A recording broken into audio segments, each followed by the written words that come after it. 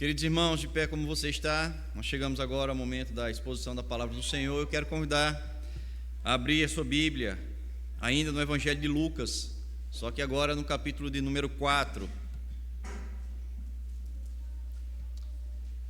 Você que nos visita, seja bem-vindo ao nosso meio, né? Alguém que possa estar do seu lado e possa compartilhar o exemplar da Escritura Sagrada, caso o visitante não tenha, para que ele também possa ler o que diz a Escritura. Aqueles que nos acompanham por meio da transmissão também possam ser abençoados.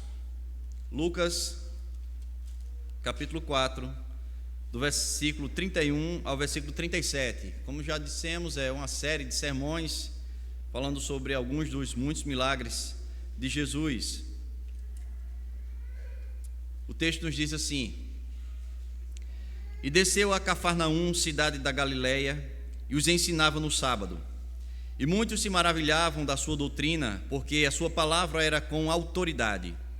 Achava-se na sinagoga um homem possesso de um espírito de demônio imundo, e bradou em alta voz: que temos nós contigo, Jesus Nazareno? Vieste para perder-nos? Bem sei quem és, o Santo de Deus. Mas Jesus o repreendeu, dizendo: Cala-te e sai deste homem. O demônio, depois de ter o lançado por terra no meio de todos, saiu dele sem lhe fazer mal. Todos ficaram grandemente admirados e comentavam entre si, dizendo: Que palavra é esta? Pois com autoridade e poder ordena aos espíritos imundos, e eles saem. E a sua fama corria por todos os lugares da circunvizinhança. Amém. Você pode sentar. Eu convido você a orar neste momento.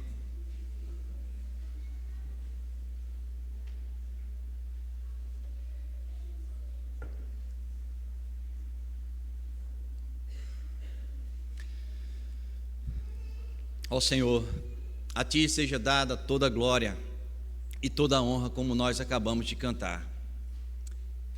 Que esse louvor ele possa ter sido sincero, saindo, ó Pai, do íntimo dos nossos corações, do íntimo do nosso ser. Assim como também deve ser sincero o nosso pedido nesta noite, para que o Senhor possa falar aos nossos corações.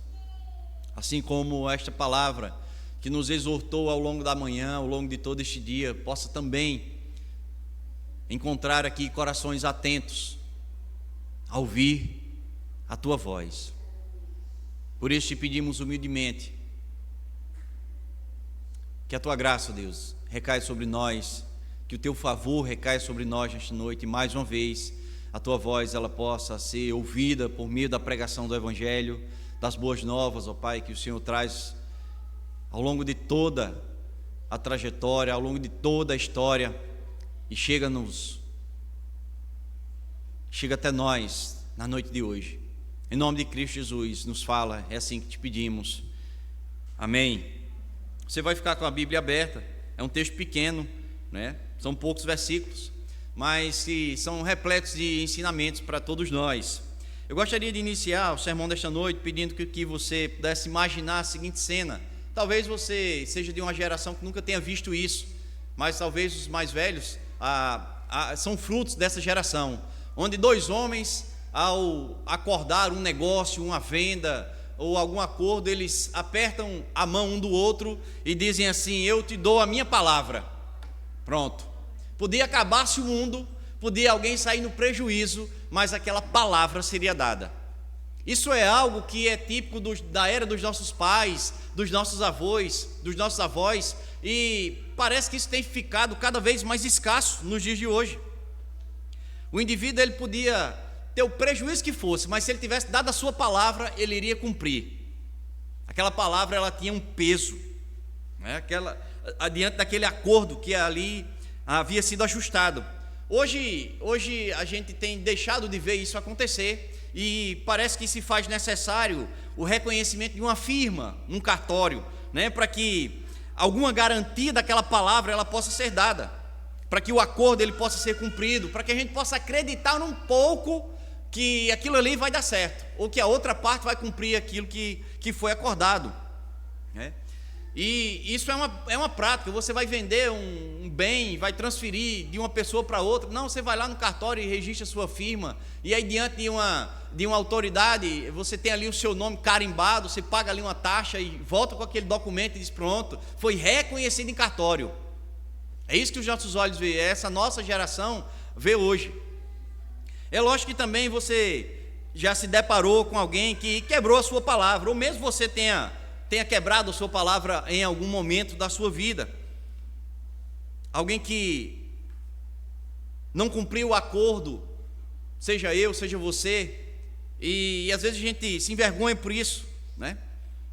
Às vezes até você registrou a firma no cartório, mas você não cumpriu com a sua palavra. Nós precisamos, nós como cristãos, estar atentos a isso, porque a Escritura ela já nos fala como deve ser a nossa palavra. A nossa palavra ela precisa ser sim, sim e não, não. A própria Escritura nos orienta como devem ser os nossos acordos. É lógico que registramos a nossa assinatura num cartório, é uma praxe, mas ela poderia ser dispensada se a palavra do cristão ela fosse sim, sim e não, não. Vale salientar que essa era uma prática de pessoas no passado que nem todas elas eram cristãs, mas elas honravam a sua palavra, mas elas honravam o compromisso que mantinham uns com os outros. Mas quando do contrário, quando nós temos a certeza de que o contrato será cumprido, de que o acordo realmente vai acontecer, de quando sentimos firmeza na palavra, o que isso nos causa? Todos nós seríamos unânimes em responder. Isso nos causa uma tranquilidade, isso nos traz uma segurança, isso nos traz uma calma. Quando alguém arcou um compromisso com você e você tem certeza que ele vai cumprir, o que isso nos traz? Isso nos traz uma certa tranquilidade. Por mais que a pessoa diga: não, eu vou lá reconhecer a minha firma no cartório, você diz: não, eu acredito, você tem credenciais para isso, né? A sua fama lhe diz isso, você é um cumpridor dos seus deveres. Eu acredito que a sua palavra vai ser sim, sim e não, não. Nós confiamos de olhos fechados em alguém que passa essa firmeza. O Senhor Jesus, ele foi um exemplo extremamente marcante no tocante à autoridade do que ele falava. O seu discurso, irmãos, ele sempre foi repleto de verdade. Uma verdade que abria olhos encobertos, uma verdade que denunciava pecados, uma verdade que libertava escravos, uma verdade que perdoava pecados.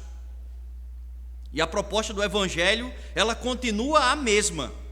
Jesus, a gente consegue perceber a leitura dos Evangelhos, nós conseguimos perceber a autoridade na sua fala, em como ele lidava com as pessoas, né? E a proposta nessa fala, nós vemos isso nos Evangelhos, e o Evangelho ele continua com a mesma proposta, embora vivamos em eras diferentes, em épocas diferentes, mas essa proposta, ela continua sendo a mesma, ou seja, levar as pessoas as boas novas de salvação. O Evangelho ele continua com a mesma proposta de mostrar Cristo Jesus como um Salvador, de falar sobre o seu sacrifício, de mostrar o que esse sacrifício representa.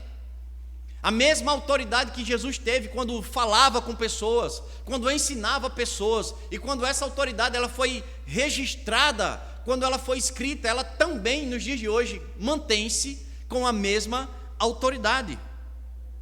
Ela mantém-se com o mesmo selo. Nós vemos aqui gerações, nas leituras que fazemos, gerações que viram milagres, que viram inúmeros sinais. A nossa geração ela não vai mais ver sinais ou milagres como garantias da veracidade dessa palavra. E aí só nos vai restar a fé. A fé vai ser o único meio pelo qual alguém poderá crer que Jesus fez isso, que Jesus realizou esses milagres, que Jesus fez centenas, dezenas, talvez milhares de sinais, somente pela fé. É o único meio pelo qual pode levar um indivíduo a crer que Jesus fez tudo isso. E aí, irmãos, nós somos de uma geração que não se faz diferente daquela geração, onde muitos viram, muitos tiveram a oportunidade de presenciar, mas ainda assim duvidaram. ainda assim questionaram. Nós somos de uma geração onde ninguém viu, alguns creram, mas muitos duvidarão. E ainda muitos duvidam e continuarão a duvidar de que Jesus foi realmente esse feitor de tudo isso que está registrado nos evangelhos, de que ele foi o Messias enviado pelo Senhor. Muitos continuarão a duvidar. O evangelho ele é pregado, né? Vídeos como esse, como os da manhã, eles passarão muito tempo à disposição no arquivo da internet. Pessoas, talvez em gerações futuras, olharão e dirão assim: como é que pessoas acreditavam num negócio desse? Da mesma forma que pessoas na época de Jesus também duvidavam. E olha que eles tiveram a oportunidade de ver, olha que eles tiveram a oportunidade de conversar com alguém que foi o fruto vivo do milagre de Jesus, mas ainda assim corações caminharam em dureza, em dúvida, e esses não creram nos feitos de Jesus. Muitos irmãos não crerão na autoridade dessa palavra. Muitos pagarão para ver o final das coisas, o final dos tempos. Quando se fala que Jesus está próximo de voltar, de que Jesus vai levar a sua igreja, de que Jesus será o juiz a separar ovelhas de bodes, a separar uns para a direita, outros para a esquerda, né? Quando sempre falamos aqui em mensagens, em aplicações que apontam para a volta de Jesus, algumas pessoas, talvez até no nosso meio, não creram, ou não creem, e não crerão. Algumas pessoas irão dizer assim: eu vou pagar para ver se essa história é verdade, eu vou esperar até os últimos dias, para ver se realmente o que está registrado na Escritura vai acontecer, para ver se o que esses pastores, o que esses pregadores falam, vai realmente acontecer, e esses pagarão para ver. Mas a questão é, como é que eles verão? Eles verão o Senhor fazendo a separação daqueles que creram e entregaram o governo de suas vidas, reconhecendo esse reino com alegria, ou eles verão como aqueles que duvidaram, não creram, zombaram, ou mesmo pagaram para ver tal fim? Esses verão também, mas verão com tristeza. Tudo aquilo que nós falamos, tudo aquilo que os pregadores falaram ao longo de gerações, que irá acontecer, muitas pessoas pagarão para ver, e verão com tristeza nos seus olhos, pois desprezaram a autoridade que existe na palavra do Senhor. E a autoridade da palavra é a ideia central desse texto. Nós vemos isso no início e vemos isso no final. Pessoas se maravilhavam com a autoridade da palavra de Cristo Jesus. Volte seus olhos agora para o texto. O texto diz assim: e desceu a Cafarnaum, cidade da Galileia, e os ensinava no sábado. E muitos se maravilhavam da sua doutrina, porque a sua palavra era com autoridade.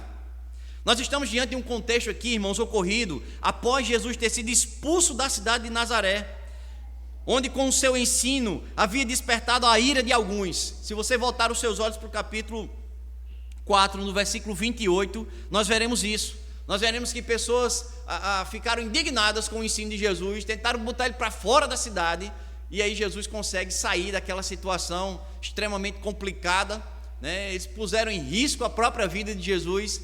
A gente vê isso nos versículos que antecedem o texto que nós estamos expondo, né? E agora ele se encontra, ele sai daquela situação, né? Pessoas não creram, pessoas ficaram ali extremamente iradas com a sua doutrina, com a sua pregação, e ele percorre um percurso aí, ele anda um percurso aí aproximadamente de 47 quilômetros e vai até a cidade de Cafarnaum, um lugar humilde, embora tivesse ali um grande potencial econômico, né?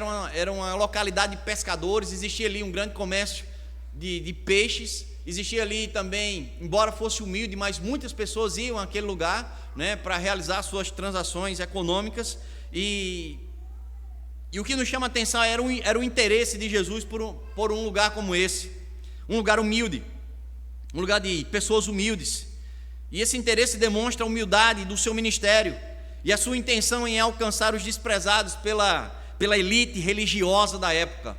Muitas pessoas eram desprezadas, não tinham acesso às sinagogas, eram desprezadas pelos líderes espirituais. E Jesus, ele sempre mostra interesse por lugares como esse. Cafarnaum era um desses. Cafarnaum era um desses lugares. E aí, Jesus, o texto diz que ele passa a ensinar no sábado. Nós lemos na leitura aqui, continuada, que mais um sábado é mencionado, onde Jesus ensinava. Quando ele faz isso, ele mostra a sua fidelidade à lei, enquanto ele exercia a sua autoridade divina. Ele juntava pessoas e passava ali a ensinar. Só que esse ensino era diferente. A fala, o ensino de Jesus maravilhava todo aquele público, pois sentiam dele autoridade. E isso era diferente, irmãos, do discurso dos fariseus. Isso era diferente dos discursos proferidos pelos líderes da época. Calvino, comentando esse texto, ele vai dizer assim: esse ensino era bem repleto de teorias, além de enfadonhos e baseados em especulações. Calvino diz que o ensino dos fariseus, o ensino dos escribas, era um ensino enfadonho, era um ensino baseado em especulações, em personagens ao longo de toda a história. Marcos capítulo 1, versículo 22 vai registrar que o ensino de Jesus era diferente do ensino dos fariseus. Interessante, irmãos, que essa palavra autoridade, ela está diretamente ligada ao seu papel como a própria palavra viva de Deus. João capítulo 1, verso 14 diz: e o verbo se fez carne e habitou entre nós. Ou seja, a própria palavra de Deus se fez carne, era uma palavra de autoridade. Por isso que ela se diferenciava daquela palavra dos religiosos, do ensino dos religiosos, um ensino enfadonho, um ensino repleto de especulações, que não passava certeza, que não passava confiança, diferentemente do ensino de Jesus. Diferentemente do ensino de Jesus. E isso lhe chamava atenção. O reverendo Paul Walsh, comentando sobre o ensino de Jesus, ele vai dizer: a pregação verdadeira, ela é marcante, porque é ungida pelo Espírito Santo e confronta o pecado. Essa era a essência do ensino de Jesus.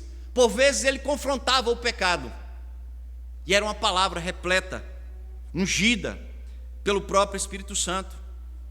São pregações como essas, irmãos, que devem nos chamar a atenção. Pregações que confrontam o nosso pecado e que não alisam o nosso coração, e que não alisam o nosso ego, e que não nos fazem caminhar como se nada tivesse acontecendo, de que nenhuma mudança pudesse acontecer ou fosse necessária às nossas vidas. Nós vivemos hoje gerações onde você tem a oportunidade de selecionar aquilo que você quer ouvir. Nós temos a oportunidade hoje de fazermos uma imersão em inúmeros pregadores, que talvez nunca nos apontarão os pecados, que talvez nunca falarão que se nós não nos arrependermos, nós estaremos perdidos, mesmo em meio a uma congregação como essa. Porque talvez pessoas passam uma vida inteira dentro da religião, mas não conhecem o verdadeiro evangelho, nunca foram confrontadas por essa palavra, mas como falamos aqui no sermão passado, selecionam trechos que lhe fazem bem, que lhe fazem sentir felizes, que lhe fazem sentir amados, mas desprezam os textos que lhe trazem a correção, desprezam os textos que falam sobre juízo, desprezam os textos que falam sobre julgamento, desprezam os textos que falam sobre arrependimento, desprezam a pregação verdadeira, que é ungida pelo Espírito Santo e que confronta o pecado. Jesus estava a fazer isso em pleno sábado, e isso chamava a atenção dos líderes daquela época. Veja o que diz o verso 33. Achava-se na sinagoga um homem possesso de um espírito de demônio imundo, e bradou em alta voz. Mas como assim um possesso numa sinagoga? O texto não diz se ele vivia ali, o texto não diz se ele já estava ali há algum tempo, o texto não nos diz se ele foi levado, o texto diz que achava-se, ele estava ali. Como é que alguém possesso estaria na convivência, não é? Seria esse o costume daquele homem? Teria sido ele levado por alguém? Alguns comentaristas, irmãos, vão relatar que esse fato de ter ali naquela sinagoga um homem possesso estaria a refletir a condição espiritual decadente da liderança religiosa daquela época. Uma liderança que não confrontava pecado, uma liderança que não afrontava aquele público, uma liderança que com o ensino enfadonho apenas mantinha aquela sinagoga com as pessoas de costume, com o seu ensino que não mudava, que não alterava nada na vida das pessoas. Nós não devemos esquecer o quanto Jesus ele foi duro com aquela liderança religiosa. Por diversas passagens nos evangelhos, Jesus ele vai mostrar o quanto ele se mostrava insatisfeito com aquela conduta, com a falsa piedade, com o falso moralismo, com a religião morta. E por vezes ele bate de frente com aqueles religiosos, por vezes ele confronta aqueles religiosos, por vezes ele mostra o quanto eles eram caiados por fora, ou seja, bem vestidos por fora, mas por dentro tinha um cheiro de algo podre. Eles cuidavam apenas do exterior. Jesus ele confronta aqueles religiosos. Interessante, irmãos, como o ensino de Jesus ele sempre chama a atenção. Nós vemos aqui inúmeros relatos onde as pessoas elas se assentavam, elas se apressavam, elas davam o seu jeito para ouvir. Muitas delas o imprensavam. Nós vemos isso em alguns relatos.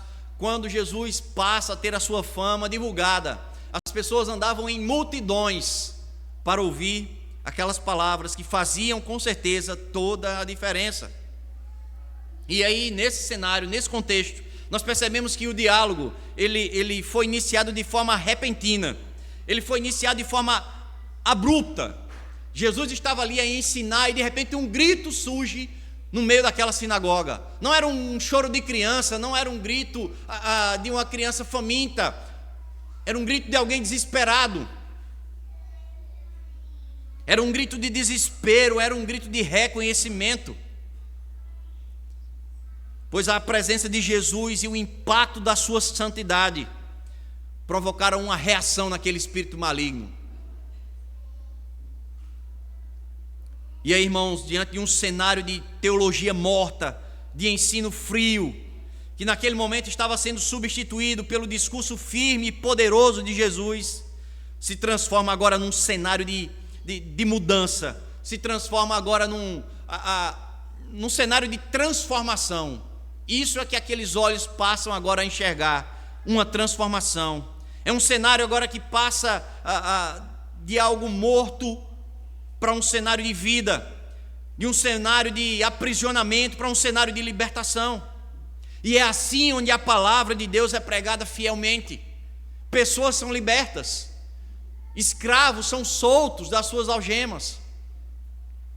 Onde a palavra do Senhor é pregada fielmente, vidas crescem, pessoas amadurecem, pecados são corrigidos, vidas são endireitadas. Foi assim naquele cenário, e é assim por onde a palavra do Senhor é pregada fielmente.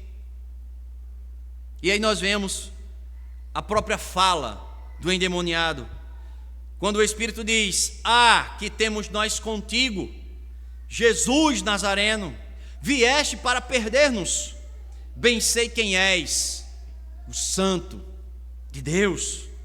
E aí, irmãos, não nos fica claro se existia naquele homem apenas um demônio ou mais de um, pois vemos aqui as expressões ora no singular, ora no plural.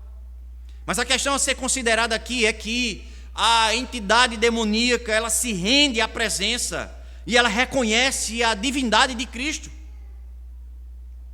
Assim como também nós devemos atentar para o fato de que os demônios, eles possuem uma teologia correta. Olha o que é que ele falou: sabemos quem tu és o Santo de Deus. Eles sabem quem é Jesus. eles sabem o que Jesus veio fazer. Eles sabem o poder de Jesus. Mas esse conhecimento não os livra de saírem da rebelião. Esse sempre foi e sempre será o seu grande objetivo: levantar-se contra o reino de Deus. E aquele não era diferente. Aquele demônio reconheceu que o ensino de Jesus estava invadindo seu espaço. Aquele demônio reconheceu que a autoridade de Jesus estava a invadir o seu espaço. Por isso que ele diz: vieste para perder-nos? Que temos nós contigo? Por que viestes agora? Porque estás a atrapalhar o nosso trabalho, o nosso serviço. Estamos aqui a assolar a vida desse homem e de tantos outros. Por que vieste agora para encerrar isso?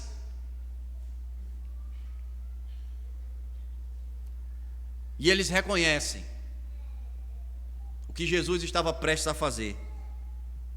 Citando mais uma vez, irmãos,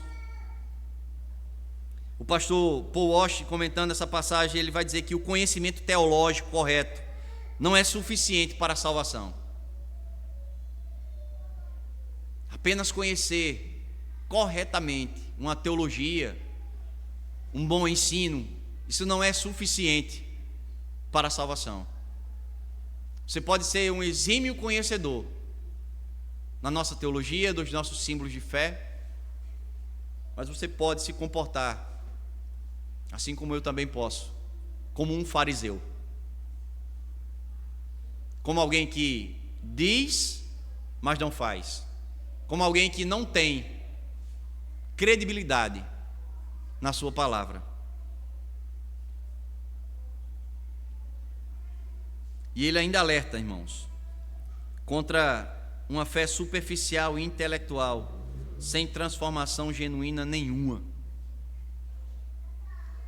Ou seja, não basta apenas conhecer uma boa teologia, se ela não transformar as nossas vidas e as nossas ações.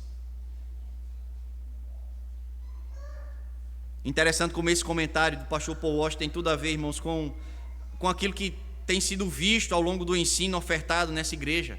A relação íntima que a teologia precisa ter com a piedade. Nós precisamos viver aquilo que cremos, aquilo que pregamos. Nós precisamos crer na autoridade daquilo que temos lido, daquilo que temos estudado. E após aquele demônio gritar, bradar e chamar a atenção de todo mundo naquela sinagoga, inclusive a atenção de Jesus, Jesus o repreendeu, dizendo: cala-te e sai desse homem. O demônio, depois de o ter lançado por terra no meio de todos, saiu dele sem lhe fazer mal. E aí precisamos ver, irmãos, que a fala desse demônio ela é rapidamente interrompida. Jesus ele não permitiu ali que uma confusão ali se instalasse. E, na verdade, ele evitou o diálogo. Ele evitou a conversa. Nós vemos aqui que a verdade não aceitou dialogar com uma fonte impura, bem diferente do que se vê hoje, onde entrevistas com pessoas endemoniadas podem ser vistas na internet e em redes nacionais. Jesus não se comportou dessa forma. Ele não mostra interesse nesse diálogo, embora ele tivesse todos os argumentos do mundo para dialogar com aquela entidade. Não lhe foi necessário suar a camisa, como tantos outros pastores aí suam a camisa, enquanto ali está ali uma audiência dando ibope a situações como aquela. Jesus ele foi pontual. Ele libertou de tormentos aquele homem que vinha sendo assolado pelo agir maligno.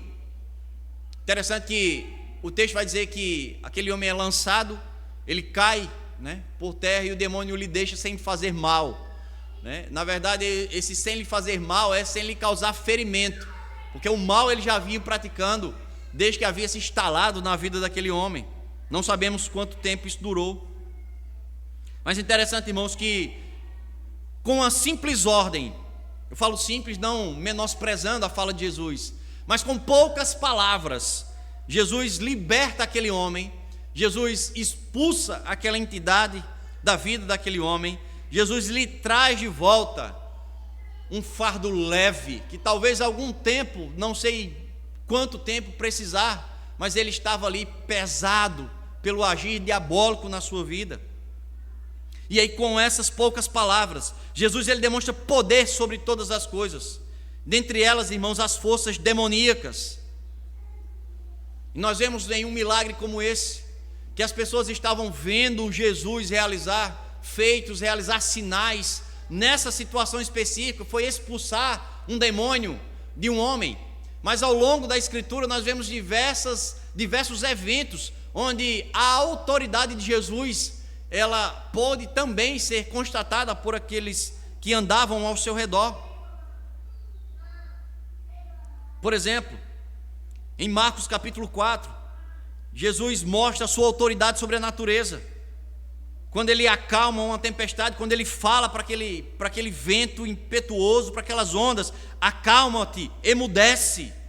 E os discípulos atônitos perguntaram: quem é este que até o vento e o mar lhe obedecem? Jesus ele não mostra autoridade somente sobre o diabo, ele mostra autoridade sobre a natureza, ele mostra autoridade sobre as Escrituras. Jesus ensinava com uma autoridade que não dependia de tradições humanas ou rabínicas, mas diretamente da sua identidade divina. Em Mateus capítulo 7, versículo 28 e 29, após o Sermão do Monte, nós lemos: quando Jesus acabou de proferir estas palavras, estavam as multidões maravilhadas da sua doutrina, porque ele as ensinava como quem tem autoridade, e não como os escribas. Jesus também tinha autoridade sobre a lei. Ele frequentemente citava a lei, mostrando o seu pleno entendimento e autoridade sobre ela. Ele dizia: ouvistes o que foi dito, eu porém vos digo, como em Mateus capítulo 5, versículo 21 e 22. Ele não anulava a lei, mas ele a cumpria e a explicava em sua plenitude. Jesus também tinha autoridade no perdão dos pecados. Esse era um dos aspectos mais impressionantes da autoridade de Jesus, era o poder de perdoar pecados, algo que os líderes religiosos consideravam uma prerrogativa exclusiva de Deus. Em Marcos capítulo 2, versículo do 5 ao 12, ele perdoou os pecados de um paralítico antes de curá-lo, afirmando: para que saibais que o Filho do Homem tem sobre a terra autoridade para perdoar pecados. Então essa autoridade está não só sobre entidades demoníacas, está sobre a natureza, está sobre a lei, está sobre a Escritura. Essa autoridade está sobre a vida e sobre a morte. Jesus ele declarou que tinha autoridade para dar a sua vida e para retomá-la. João capítulo 10, versículo 18. Ele demonstrou isso, irmãos, ressuscitando mortos, como Lázaro, registrado em capítulo 11 de João, e ressuscitando a si mesmo no terceiro dia, conforme ele havia prometido. Mateus capítulo 28, versos 5 e 6. Percebes a autoridade de Jesus? Era uma autoridade que não apenas curava, que não apenas sarava, mas era uma autoridade sobre a natureza, era uma autoridade sobre a lei, sobre a palavra, sobre o perdoar pecados, sobre o ressuscitar mortos. E é diante dessa autoridade que o verso 36 diz: todos ficaram grandemente admirados e comentavam entre si, dizendo: que palavra é esta? Com autoridade e poder ordena aos espíritos imundos e eles saem. Que palavra é esta? Quem é este? Lembre-se que esse povo, após ver o milagre, eles estavam ouvindo Jesus, porque ele estava ensinando na sinagoga. Muitos ali não o conheciam, mas estavam se admirando daquele ensino. E como se não bastasse estarem admirados daquele ensino, agora passam a se admirar porque um demônio é expulso, porque alguém tem a sua vida retomada, porque alguém foi liberto de prisões, de cadeias. Como nós estudamos, irmãos, na última escola bíblica, não de hoje pela manhã, mas domingo passado, um dos objetivos dos milagres realizados por Jesus era demonstrar a sua posição messiânica.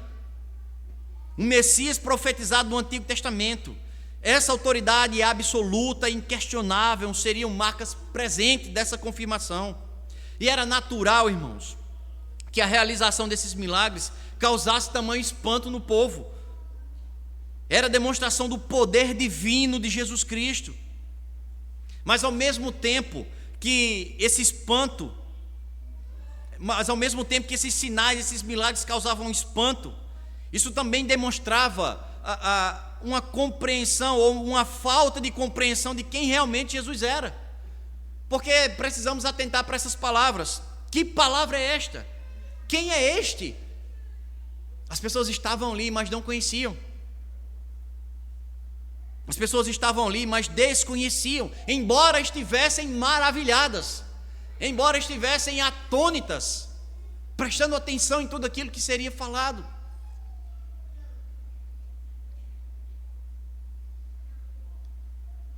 Pessoas passaram a seguir a Jesus depois de verem com seus próprios olhos aqueles sinais e aqueles prodígios. Interessante, irmãos, que já para o cristão, aquele que passou a conhecê-lo por meio de sua revelação, esse deve viver com a confiança de que ele tem poder sobre qualquer circunstância e que por meio dele, um dia nós também fomos libertos, um dia nós fomos os próprios milagres. Jesus transformou as nossas vidas. Glória seja dada a Ele por isso. Nós somos milagres vivos. Nós somos a prova viva da autoridade dessa palavra. Nós somos a prova viva de que essa palavra ainda continua tendo poder para transformar vidas, para restaurar homens, para tirar pessoas do fundo do poço, para tirar pessoas do mundo de trevas e transportar para um mundo de luz. Nós somos provas vivas, mas nós estamos inseridos em uma geração incrédula. Mesmo sendo nós provas vivas, ainda assim pessoas não creem, ainda assim pessoas não acreditam, ainda assim pessoas menosprezam o poder dessa palavra. Talvez pessoas digam: que palavra é esta? Que evangelho é este? E talvez algumas pessoas olhem para nós, irmãos, e após falarmos sobre o poder desse evangelho, sobre o poder transformador desse evangelho, algumas pessoas olhem para nós e digam: transformou o que na tua vida? Você diz que esse evangelho transforma, você vem para mim com essa história de transformação, de mudança, de conversão. Aí eu olho para a tua vida e eu pergunto: transformou o que em você? Percebe a importância do nosso testemunho? Percebe a importância, irmãos, de estarmos alinhados com aquilo que pregamos? Percebe a necessidade de andarmos uma vida de santidade, de uma vida de retidão, para podermos falar para as pessoas: Jesus transforma, Jesus salva, Jesus liberta, enquanto você ainda continua preso, enquanto você ainda continua amarrado às suas práticas pecaminosas. E o texto finaliza dizendo: e a sua fama corria por todos os lugares da circunvizinhança. A sua fama aqui, irmãos, quer dizer os seus feitos, o seu ensino, os seus sinais, os seus milagres, o seu modo de vida, o seu discurso. Tudo isso se espalhou rapidamente. Por quê? Nós vimos aqui que nem todos os milagres de Jesus foram registrados. João vai dizer que se fossem registrados, não caberiam em todos os livros do mundo. Ou seja, nós precisamos entender que por trás desse monte de registro que não foi confeccionado, muitas famílias foram restauradas. Muitos enfermos voltaram às suas atividades. Muitas pessoas tiveram sua vida de volta, tiveram a transformação, tiveram seus casamentos de volta. Quantas pessoas já estavam excluídas da sociedade, mas por meio do milagre de Jesus, dos sinais de Jesus, elas puderam voltar a ter a sua vida, o seu convívio. Muitas novidades foram contadas, e estava dentro da providência divina que essa mensagem se espalhasse rapidamente. E nós devemos levar em consideração, irmãos, que a popularidade de Cristo, ela não pode ser confundida com a aceitação genuína da sua mensagem. Jesus, ele se tornou popular, mas nem todo mundo que ouvia Jesus cria nele. Nem todo mundo que via os milagres acreditavam realmente. Nem todo mundo que esteve assentado, esteve no meio daquelas multidões que cercavam Jesus, creram nele. Nós não podemos confundir que a sua fama, a sua popularidade, ela era, ao mesmo tempo que as pessoas tomavam conhecimento, nem todos eles aceitavam, entendiam aquela proposta. Esse avançar, esse propagar, ela tanto trouxe aceitação como oposição. O seu ministério sempre provou reações intensas, algumas positivas, outras negativas. Nós podemos ver essa rejeição em Lucas capítulo 4, foi o texto que eu já mencionei, 28 e 29. Marcos capítulo 6, do versículo 1 ao versículo 6. Pessoas rejeitavam o ensino de Jesus, mesmo sendo ele já conhecido a essa altura. E precisamos compreender que essa rejeição ela não é própria daquela época, irmãos, em que ele ao vivo falou para aquela geração. Nós vemos isso nos dias de hoje, de forma descarada, onde alguns querem até atualizar a palavra de Deus, querem mexer com a autoridade da palavra do Senhor, fazendo com que ela se torne inclusiva, fazendo com que ela se adeque aos seus próprios interesses. E pessoas estão brincando com a palavra do Senhor, pessoas estão brincando com o ensino fiel das Escrituras. E Jesus mesmo chamou a atenção para esses que brincam, para esses que zombam, para esses que menosprezam essa autoridade. João capítulo 12, verso 48, Jesus vai dizer assim: quem me rejeita não recebe as minhas palavras. Ou melhor, quem me rejeita e não recebe as minhas palavras, tem quem o julgue. A própria palavra que tenho proferido, essa o julgará no último dia.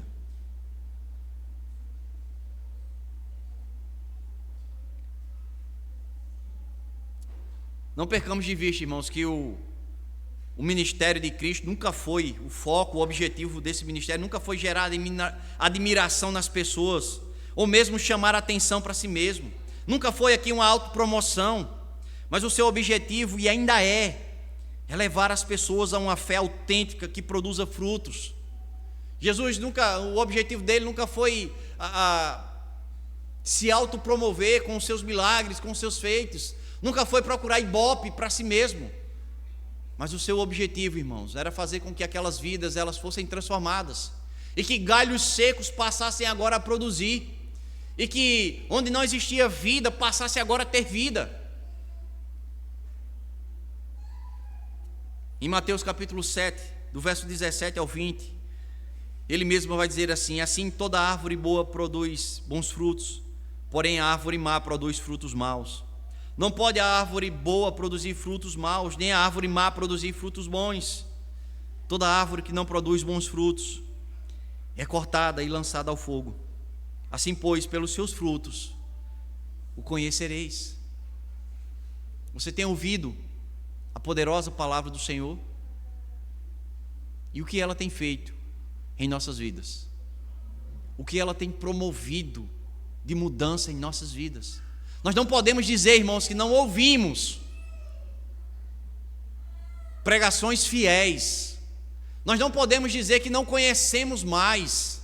Nós não podemos mais nos colocar na categoria de ignorantes. Nós sabemos o que temos aprendido. Mas se não temos frutificado, o que há de errado? Se a seiva que tem nos alimentado é a mais pura, é a mais verdadeira, precisamos atentar para isso. Se não temos frutificado, irmãos, o próprio Jesus vai dizer que esse galho, se ele não tiver enxertado nele, ele será cortado e lançado fora. Pelos frutos o conhecereis. Que frutos nós temos dado? Nós somos propagadores da fama de Cristo, assim como aquelas pessoas que ouviram, que viram, que testemunharam, saiu a contar torto e à direita, saiu a contar pelos caminhos, saiu a contar em suas casas, em suas famílias, em seus amigos. E olha que não existia ali o que a gente tem disponível hoje de rede social. Aquelas pessoas não tinham as suas redes sociais ativadas, era no boca a boca. E a fama de Jesus se espalhou rapidamente. E nós, uma geração que dispomos desses meios, nós somos propagadores da fama de Cristo. Nós ainda falamos dele para aqueles que só ouviram falar da sua pessoa, mas nunca conversaram com um milagre vivo dele. Talvez você converse com alguém e fale sobre os milagres de Jesus, e essa pessoa diga: eu nunca vi um milagre. Você teria coragem de dizer assim: eis aqui um milagre? Você teria coragem de dizer para ela ou para ele: olha, eu sou um milagre? Ou você ficaria tímido porque você não se comporta como um milagre? Ou você se calaria porque você não se comporta como uma nova criatura, como alguém que nasceu de novo, como alguém que foi transformado e continua sendo pela palavra do Senhor? Ou nós nos calamos por não sermos um cristão autêntico, por não nos parecermos com Jesus? Você teria a ousadia de dizer: eu sou um milagre vivo, eu fui transformado, eu fui liberto? Ou será que ainda a gente carrega um monte de coisa que nos impede de abrirmos a nossa boca e testemunharmos o milagre do Senhor em nossas vidas? Ou será que não confiamos na autoridade da palavra do Senhor? Ou será que ainda não fomos alcançados por tal autoridade? São tantas perguntas, irmãos. Nós somos confrontados a analisar que frutos nós temos dado. Nós somos confrontados a analisar que tipo de religiosidade nós vivemos, a analisar que nível de credibilidade nós temos dado à palavra do Senhor. Nós cremos nessa palavra.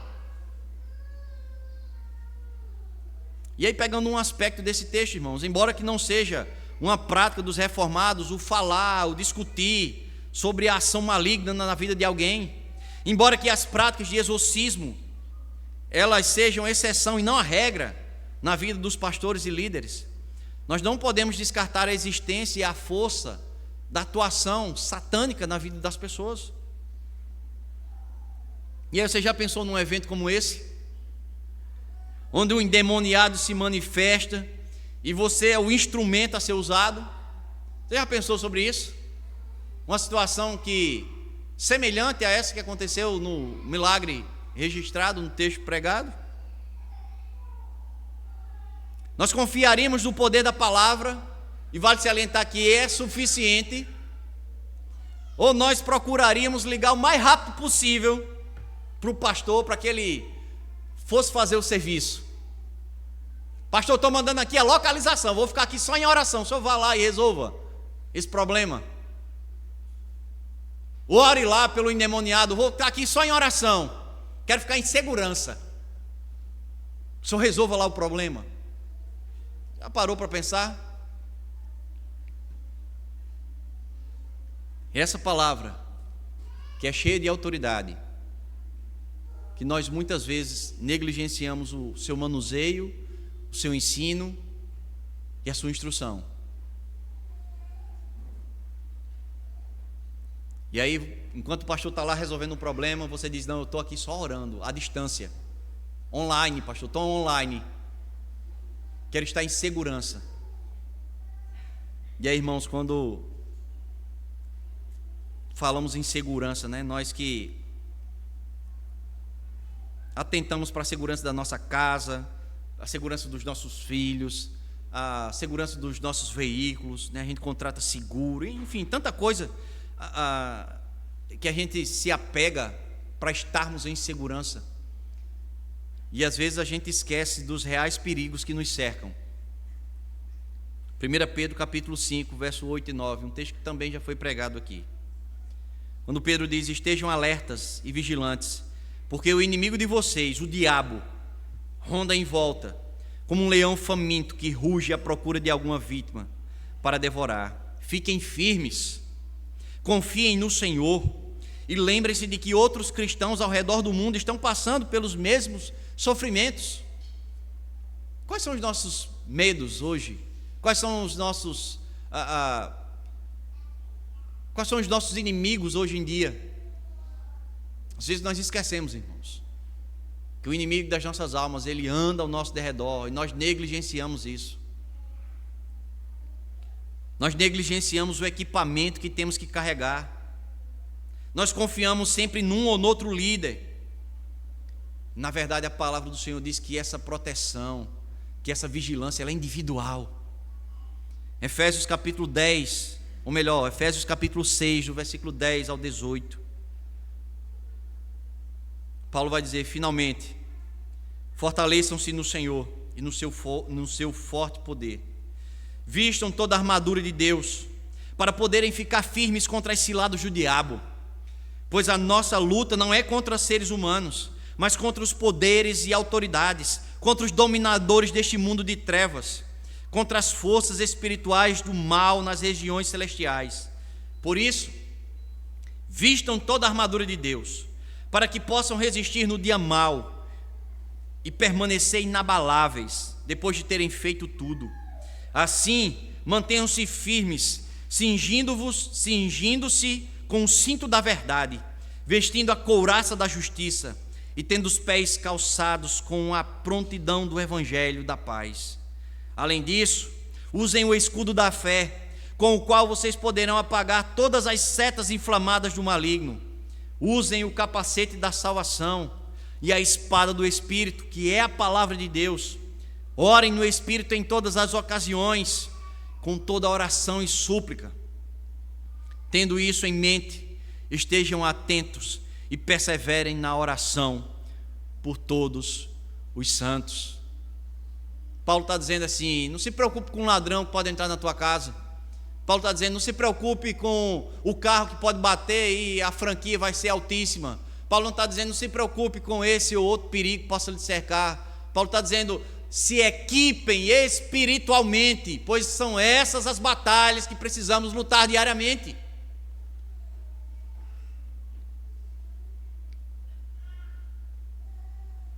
Nós devemos tanto estar atentos e empunhar toda essa armadura. Mas precisamos também, irmãos,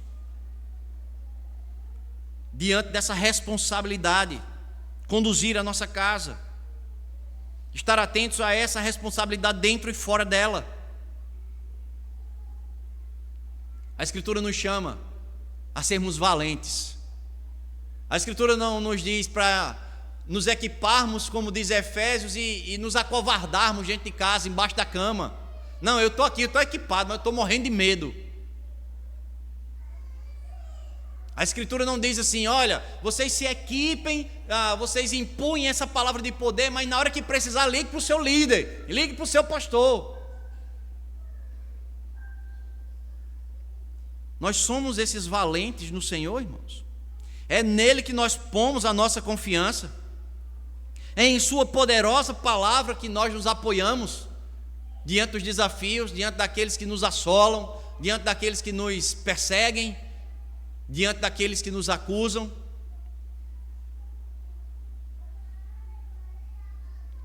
Como entender? Curtas palavras ditas por Jesus, com autoridade, restitui a vida àquele homem, que agora já não mais seria apontado como o endemoniado, agora seria um liberto. Para nós, os crentes em Cristo, a ordem ela já foi dada, irmãos. A ordem de libertação, a ordem de transferência, a ordem de salvação. Nós já recebemos essa ordem. O Senhor, com a sua palavra, o evangelho que nos alcançou um dia, nós entendemos que aquela palavra ela foi suficiente para nos libertar, e ela é necessária para nos manter. Nós entendemos essa mensagem. Mas para aqueles que ainda não são, para aqueles que ainda estão imersos no pecado, para aqueles que obedecem às ordens do diabo, Para aqueles que ainda estão algemados aos seus deuses, esses precisam ouvir a voz do Senhor, esses precisam ouvir o Evangelho e reconhecer a sua pessoa, reconhecer o seu sacrifício. João capítulo 3, verso 8. Jesus vai dizer: quem comete o pecado é do diabo, porque o diabo peca desde o princípio. Para isto o Filho de Deus se manifestou, para desfazer as obras do diabo. O Senhor, Ele guardará o seu povo e cumprirá tudo aquilo que um dia Ele nos prometeu. Mas o que foi que Ele nos prometeu? O que foi que Jesus prometeu ao seu povo? O que foi que Jesus prometeu à sua igreja? Jesus prometeu bens, Jesus prometeu saúde, Ele prometeu prosperidade. Nada disso Ele prometeu. 1 João capítulo 2, versículo 25. E esta é a promessa que Ele nos fez, a vida eterna. Essa é a promessa que Jesus tem para você. Não que você será sarado, curado, próspero, feliz.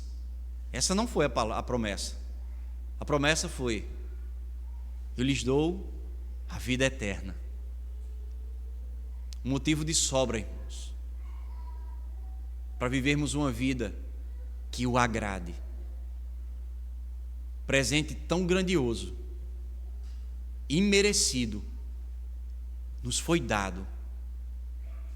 E o que o Senhor nos quer, e o que o Senhor quer de nós, Ele quer uma igreja que o adore em espírito e em verdade.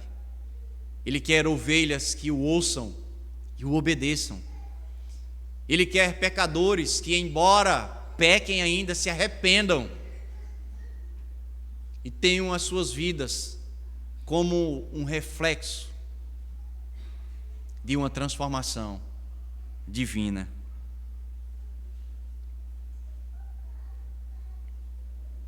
Se cremos no poder de sua palavra, que os evangelhos registram, irmãos. Na verdade, muita coisa mais caberia nos evangelhos, mas nos foi propositalmente concedido apenas esses registros, e eles são suficientes para entendermos o poder da palavra, para entendermos a proposta do Evangelho, para entender o plano de redenção de Deus na vida da humanidade. Essa palavra aqui, ela é suficiente. Não precisamos mais da tradição da igreja, não precisamos mais de outras revelações. O que nos foi revelado é suficiente para crermos na autoridade e no poder desta palavra. Nós devemos crer, irmãos, em cada promessa escrita em cada uma dessas linhas. E finalizo, lendo Efésios capítulo 1, verso 13 e 14.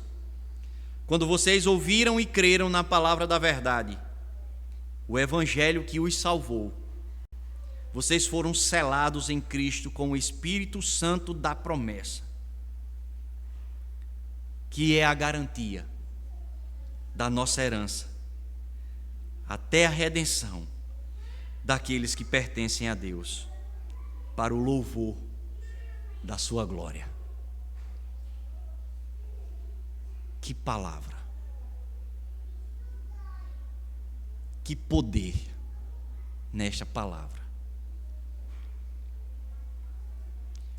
O que esperar? Você que nos assiste, você que nos visita. O que esperar para crer?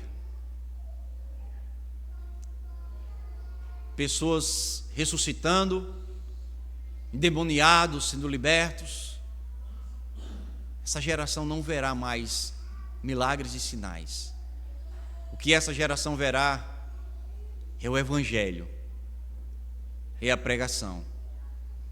Uma pregação que mostra-lhes que precisam se arrepender, que precisam confessar Cristo Jesus como aquele que pode dar um jeito em sua vida, como aquele único caminho. Talvez você já tenha andado por inúmeros outros, mas Jesus é o único caminho. Talvez você já tenha procurado inúmeras verdades, mas Jesus é a verdade, capaz de restaurar a sua vida e lhe fazer uma promessa: eu lhes dou a vida eterna.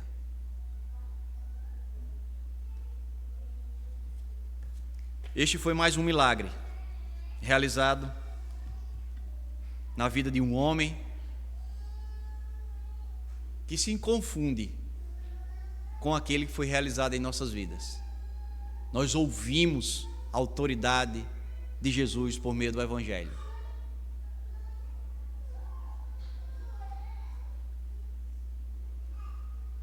Nós ouvimos a sua palavra pregada dia após dia. Não desprezemos o poder desta palavra e que ela possa ter nos alimentado em mais um dia do Senhor, em mais um dia onde essa palavra nos confrontou. Você esteve aqui pela manhã?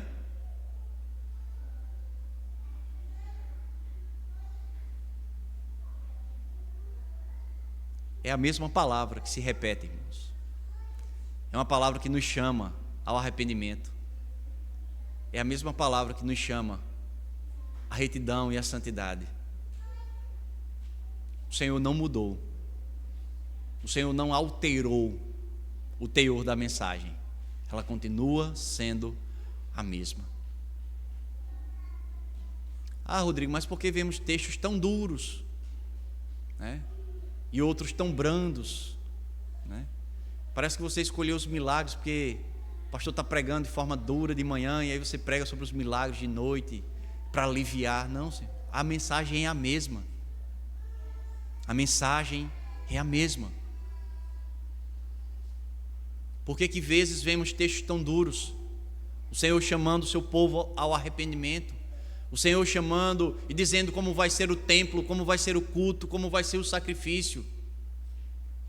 O Senhor, Ele continua sendo o mesmo, e Ele quer que o seu povo o adore, o sirva da melhor forma possível, da melhor maneira possível.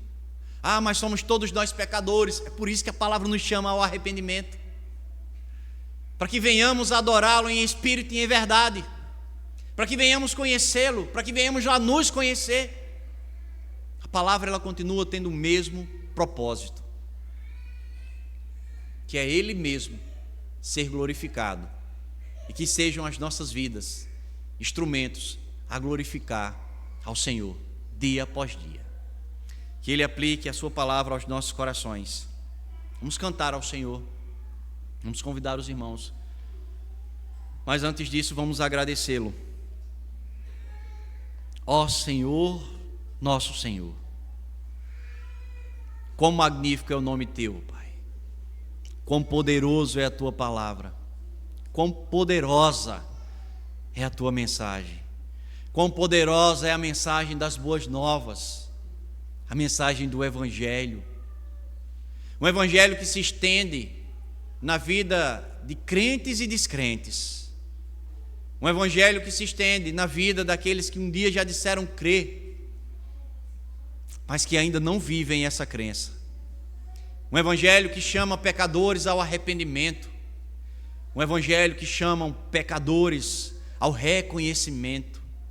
Um Evangelho que chama pecadores a entregar as suas vidas ao governo divino, a dizer: Senhor, agora toma conta da minha vida. Não tenho mais o que fazer. Não me resta força, não me resta recurso, não me resta status, só me resta reconhecer o Senhor como governante, como dono da minha vida.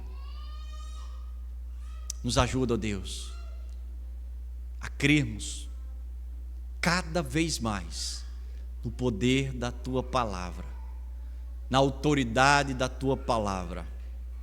Não nos faz esquecer, nos traz à memória, ó Deus, aquilo que nos dá esperança.